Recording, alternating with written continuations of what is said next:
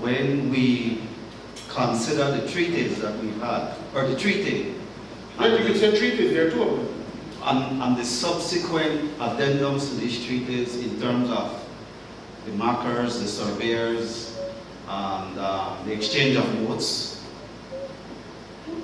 my logical conclusion was yes, because if you take the international ideas on law, where treaties have a life of their own, so to speak, the logical conclusion will be yes. But the question then that I am hearing is the uncertainty of the outcome of the court.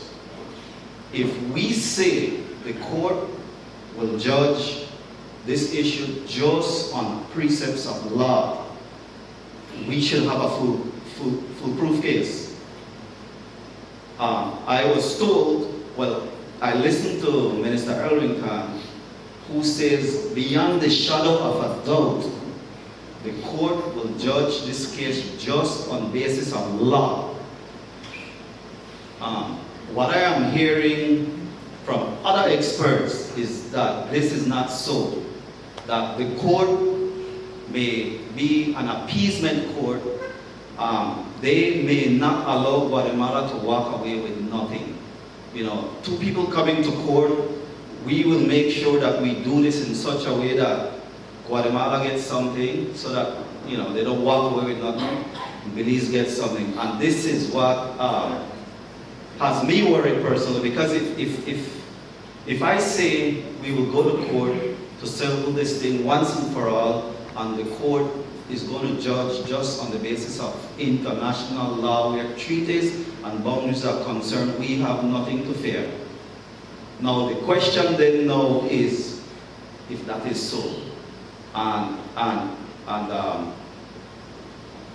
all of a sudden Guatemala seems so willing to take this thing to the ICJ, and so you have to wonder what is their argument. I've never heard what is Guatemala's argument. Never heard it.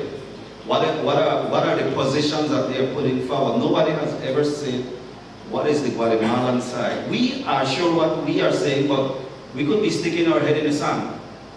What is Guatemala's argument? Why are they so confident about going to the ICJ?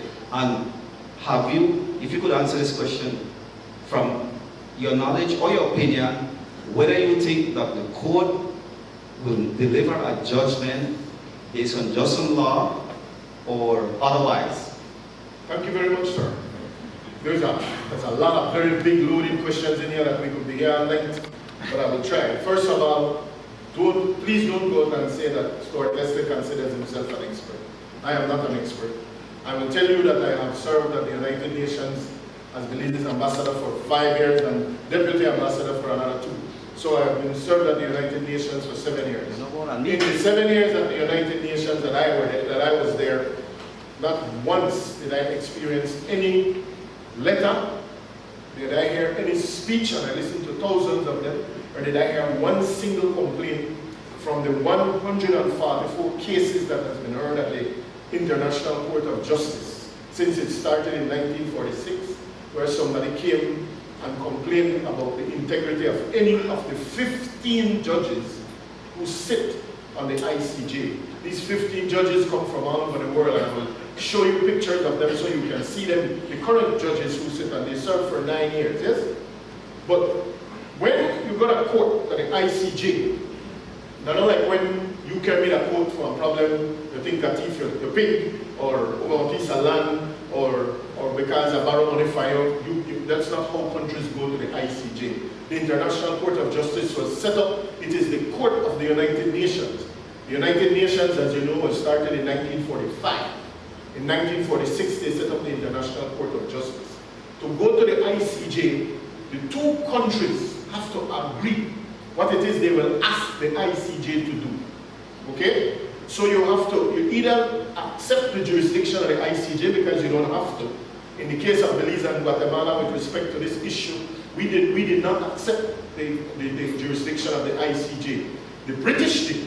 When the United Nations formed the ICJ in 1946, British immediately said to the Guatemalans, we should settle this matter at the ICJ because it is legal in nature, because it has to do with the 1859 treaty, yes? And so they said it is legal in nature, and so they gave the jurisdiction to the ICJ. And they sent the court and left it to the court for 10 years. Guatemala never acted on it. Guatemala did not want to go to court based on international law. Guatemala wanted to go to court based on another principle called fairness. The fancy word is ex aequo et bono. It's just Latin meaning fairness and equity, okay? So when Belize and Guatemala decided that we are going to go to the ICJ, we had to tell the court what it is that we want to do. This thing that you call a compromise, the special agreement, is a draft treaty. Unless Belizeans say yes to go to the ICJ, that paper is not worth what it's written on. All right?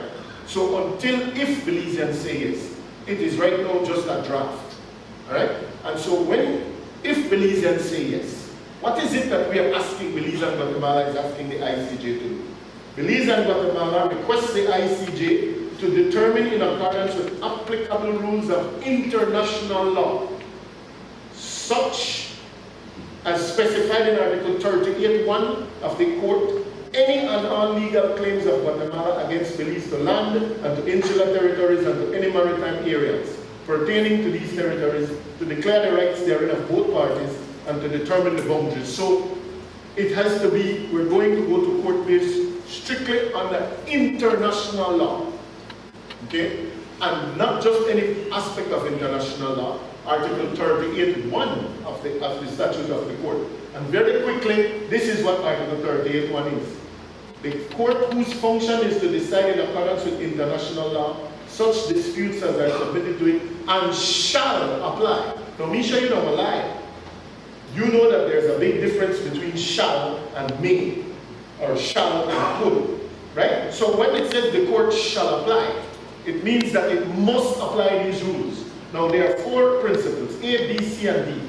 Nowhere in these principles does it say anything that the court must act like a saint, or the court must render its decision because one side, you feel like the 2 sides have to come out feeling like they win something, right? It doesn't say that. It shall apply international conventions, whether general or particular. Our lawyers say if you go to court based on that, you will be using the treaty, the 1859 treaty signed between the United Kingdom and Guatemala. The other thing is international custom as evidence of general practice. That is a very basic thing. For over 200 years, we have had uninterrupted control over everything from the proud Rio Hondo to the Wool Sarsfield. Right?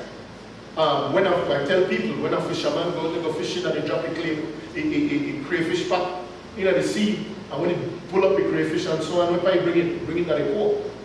Alright? That is recognized. When a Guatemalan cross over the border, right there in Benquevejo, and they stamp the passport, that's recognition that I respect this jurisdiction. It has always been under control of the Mayas, always been under control of the British, and after the 21st of September 1981, over to us, uninterrupted. Every building, every street, everything that is built here, and under international law, that is called customary control. Okay? And so that principle or lawyers say, based on that, if you go to court, you will win.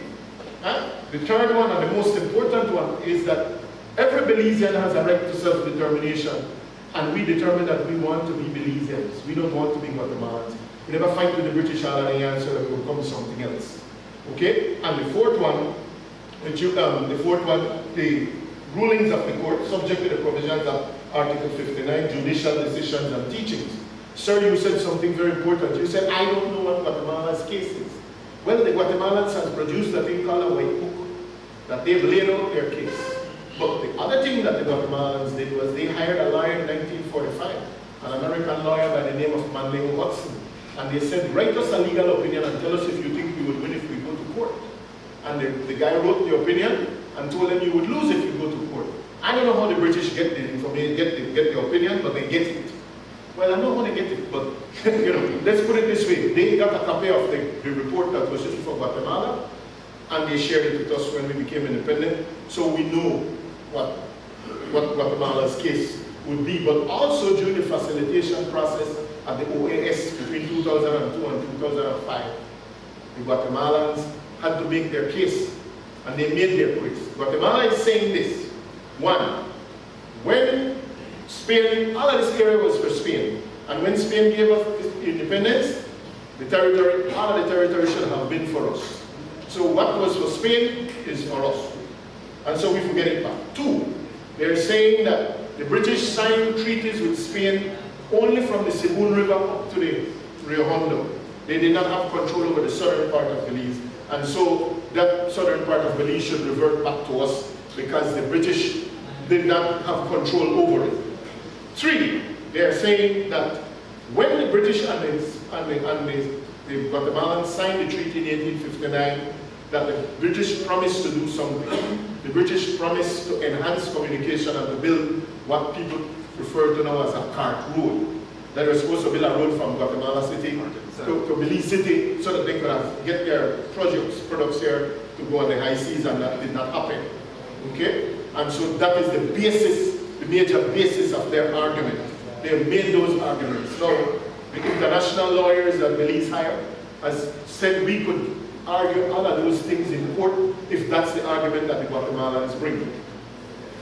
If they bring those arguments, one, they did sign the treaty, and the treaty did not stop at the Sibun River, it stopped at the Sarsoon River. So if you never think that for you then, why are you going to sign the treaty all the way up to the Sarsoon River? Not only did they sign the treaty, but as you said, in 1928, their surveyors came and marked the land. That's why we showed you those monuments. And in 1931, they put it in writing and they exchanged notes, as you call it. This is like a second treaty where they said, okay, this is the territory. And under international law, even if you don't have no treaty, if you recognize the existence of a boundary, that takes on a life of its own. Okay? But most importantly, the right of